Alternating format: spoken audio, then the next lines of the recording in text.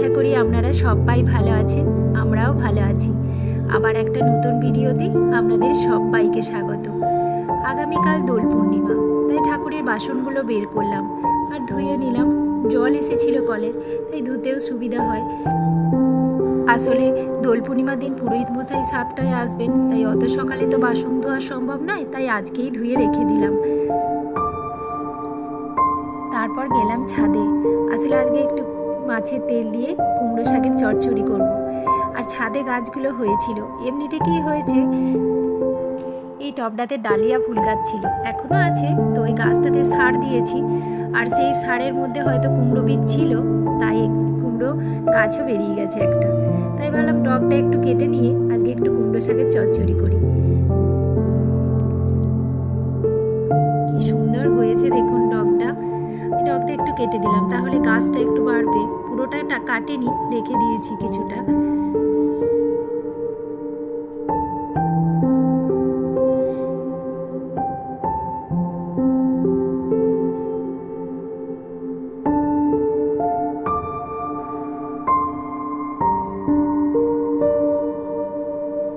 এবার ছাদ থেকে নেমে এসে একটা ব্লেন্ডারের বাটিতে সামান্য ধনে, সামান্য সর্ষে ও সামান্য গোটা জিরে নিলাম, ও তার সাথে একটা কাঁচা লঙ্কাও দিয়ে দিলাম। ওটাকে এবার আমি পেশাই করে নেব।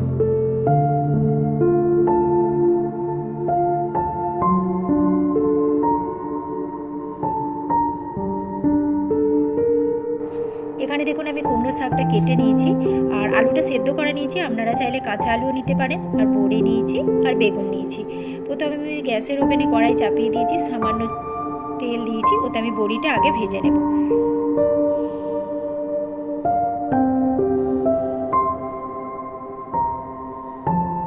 বড়িটা হালকা ভেজে আমি তুলে রাখবো।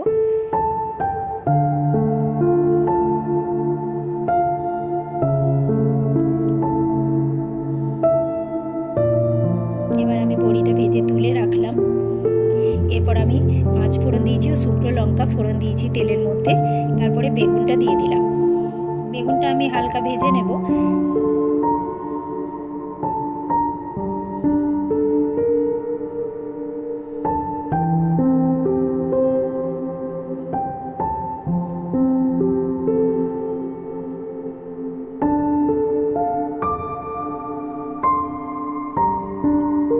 দেখুন বেগুনটা ভাজা হয়ে গেছে। এরপর আমি আলুগুলো দিয়ে দিলাম। আমি এখানে সেদ্ধ করা আলু দিয়েছি, আপনারা চাইলে কাঁচা আলুও ব্যবহার করতে পারেন।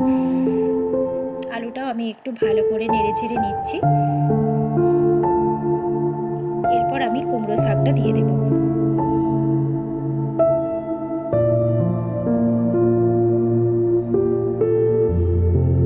এরপর আমি সামান্য পরিমাণ লবণ দিচ্ছি ও সামান্য পরিমাণ হলুদ গুঁড়ো দিলাম।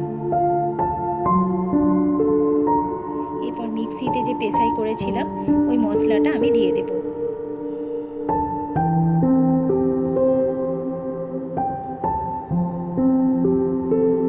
একটু ভালো করে নেড়ে চেড়ে নেব।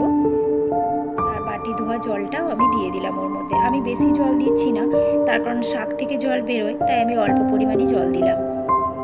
এবার আমি ঢাকা দিয়ে দেব।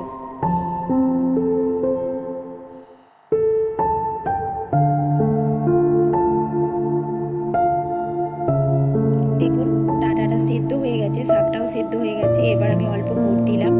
গুড়ই আমি দিলাম তার কারণ শাক একটু মিষ্টি মিষ্টি ভালো লাগে, তাই আমি একটু গুড় ব্যবহার করলাম।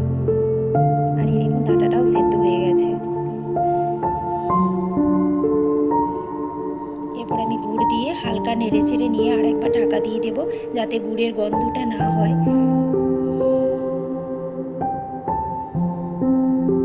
এবার দেখুন মাছের তেলটা আমার ভাজাই ছিল, তো এবার আমি মাছের তেলটাই শাক চচ্চড়ির মধ্যে দিয়ে দেব। এবার হালকা নেড়ে চেড়ে নেবো। আর জলটাও অনেকটা শুকিয়ে গেছে, জল আমি কমই দিয়েছিলাম, তো শুকিয়েও গেছে অনেকটা। আর শাক চচ্চড়ি দেখবেন একটু শুকনো শুকনোই ভালো লাগে খেতে। এই দেখুন হয়ে গেছে, শাক চচ্চড়ি আমার রেডি। এরপর ওপর থেকে আমি ভাজা বড়ি ছড়িয়ে দিচ্ছি।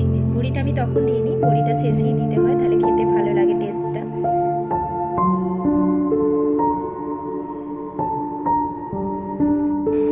এবার আমি আদা, কাঁচা লঙ্কা, ধনেপাতা ও টমেটো দিয়ে মাছের ঝোল করব। তো মাছগুলো আমি প্রথমে ভেজে নিচ্ছি। আমি আসলে কম তেলই ব্যবহার করি, আমি বেশি তেল দিয়ে রান্না করি না। এরপর প্রথমে আমি কড়াইয়ে পেঁয়াজ কুচি দিয়ে দিলাম, সামান্য তেল দিয়েছি, তো পেঁয়াজ কুচিটা দিয়ে দিলাম। পেঁয়াজ কুচিটা যখন ভাজা হয়ে যাবে আমি আদা, কাঁচা লঙ্কা, ধনেপাতা ও টমেটোর বাটার পেস্টটা দিয়ে দিলাম। আর এই পেস্টটার মধ্যে আমি অল্প লবণ, হলুদ ও সামান্য পরিমাণ চিনিও মিশিয়ে দিয়েছিলাম, ও সামান্য কাশ্মীরি গুঁড়োও দিয়েছি।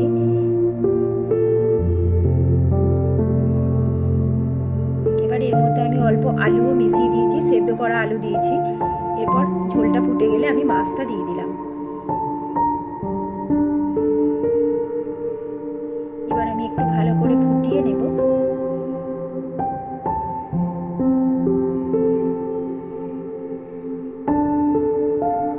দেখুন ঝোলটা ফুটে গেছে। আর ওপর থেকে আমি অল্প পরিমাণ গ্যাসের ওভেনটা বন্ধ করে আমি একটু কাগজির রস দিয়ে দিলাম, যাতে একটু টক টক ভাব থাকলে খেতে ভালো। Thank you so much for watching and tata.